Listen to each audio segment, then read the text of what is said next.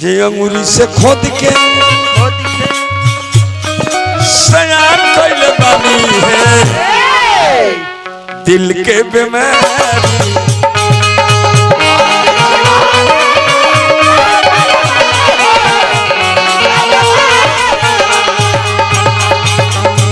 अंगुरी से खोद के सयान कैले बानी है दिल के बीमारी बा।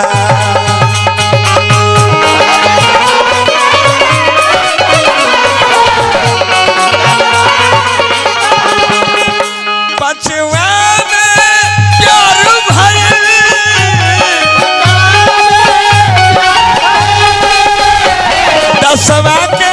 तैयारी बा अंगुरी से खोद के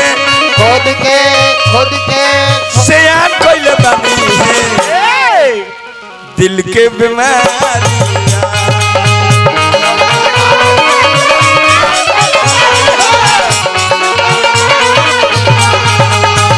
अंगुरी से खोद के सयान कैले बानी है दिल के बीमारी।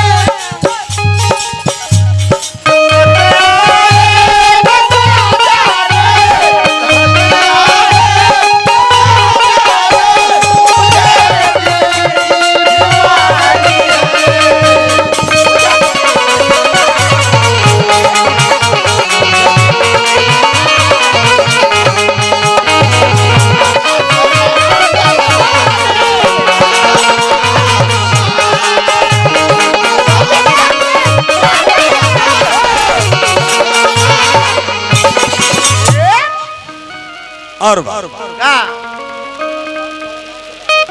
हाँ क्या बताएं। हाँ जी तो लड़का के बारे में बुझत नहीं खो जे तन मन धन तोहरे नाम से बकोट में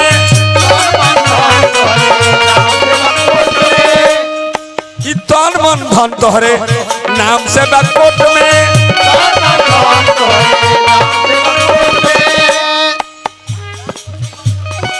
जान कैसो बाचल बा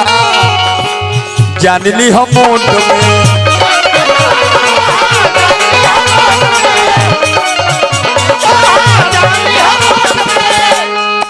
तन मन धन तोहरे नाम से बा कोट में जान कैसो बाचल बा जान ली हम मोट में।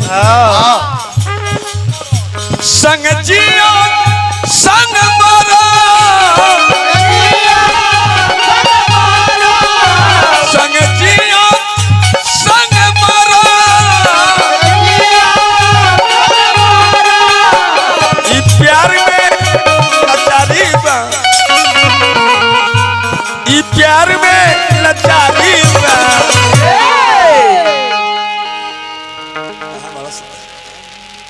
संग जियो संग मरो ये प्यार में लाचारी बा। जे अंगुरी से खोद के अरे सयान कैले बानी अंगुरी से खोद के सयान कैले बानी दिल के बीमारी।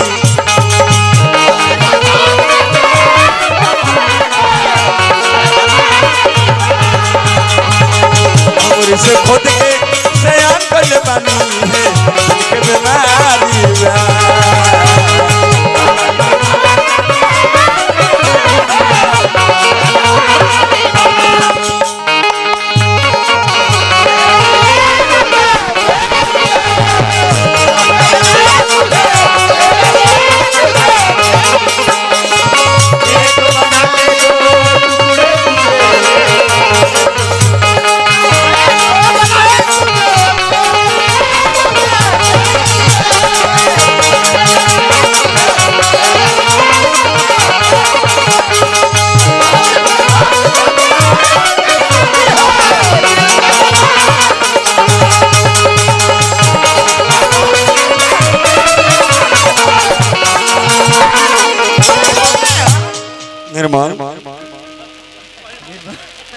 कुछ नहीं कि इनो ले लो चल बड़ी गैस छोड़ता है इनो ले लेना तो मुरई के जब तारा पचत नहीं खे इनो ले लेना तो दुर्बल लो दो चार गो इनो ले लो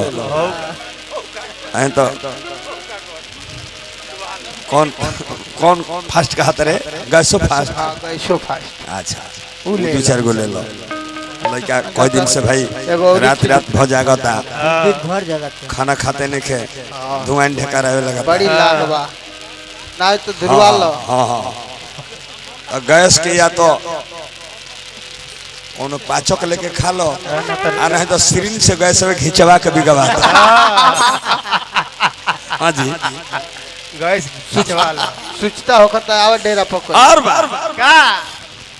ना बाबू तो डॉक्टर अपाहिज हो गइल बड़े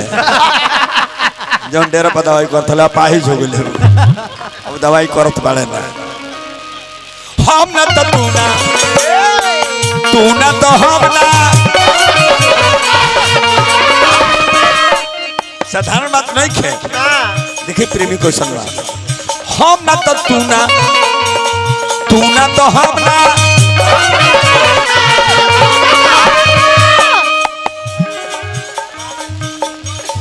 बानी नी गम गम तनिको ना हम बानी नी गम गम तनिको ना हम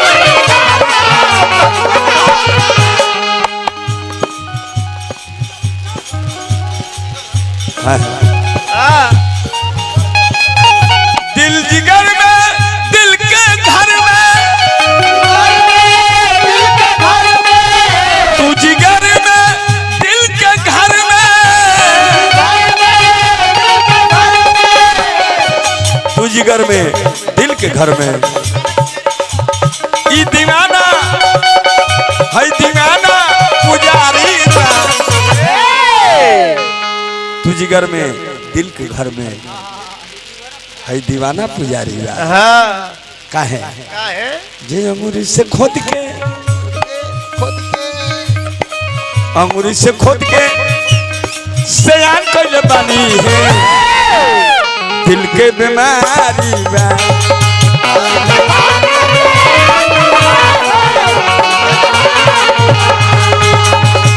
अंगूरी से खोद के सयान कइले बानी है दिल के बीमारी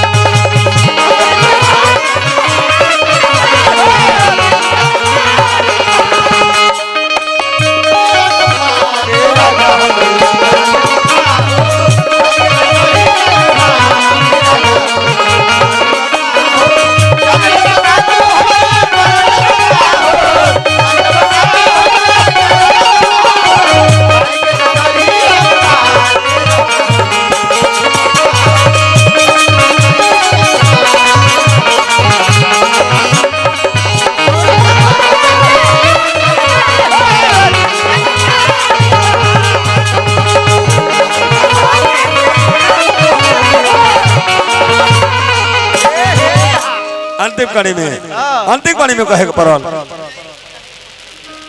बीच में जई आई ओकर काटले भी पखिया दीवाना के पहचान है बीच में जई आई ओकर काटले भी पखिया आँख जे देखाई ओकर काटले भी अखिया आँख जे देखाई ओकर काटले भी अखिया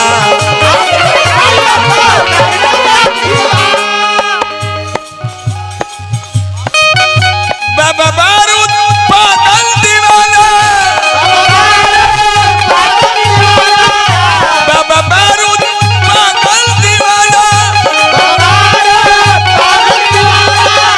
समीन थवा से यारी बाबा बारूद पागल दीवाना एकरा बाद जब समीन थवे से यारी बहुत बहुत पुरस्कार बबुआ का हार्दिक शुभकामना बा अंगूरी से खोद के सयान कल बनी है अरे दिल के बीमारी